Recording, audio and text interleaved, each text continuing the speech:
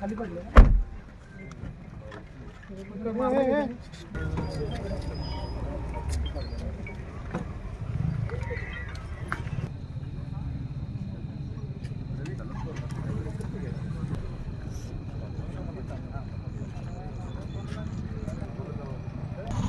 जांभळी तालुका शिरोळ येथे 9 ते 9:30च्या दरम्यान तरुणाचा खून झाल्याची घटना घडली आहे। या ठिकाणी तुम्ही पाहू शकता घटनास्थळी जयसिंगपूर उपविभागीय पोलीस अधिकारी ठाकूर त्यांच्यासह शिरोळचे पोलीस निरीक्षक आणि जयसिंगपूर पोलीस ठाण्याचे पोलीस निरीक्षक तसेच गुन्हे शोध पथक यांच्यासह पथक या ठिकाणी दाखल आहे।